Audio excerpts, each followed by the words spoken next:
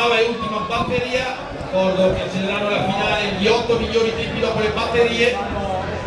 Questa batteria, come abbiamo detto, il favorito dovrebbe essere Simone Massa, bella della croata Ciusanica 1999.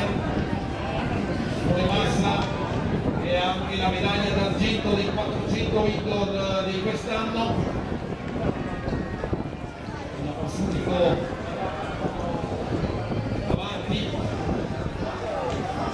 per la quarta corsia, lentamente davanti a tutti. Problemi per lui qui sulla rettilinea, ultimi 50 metri.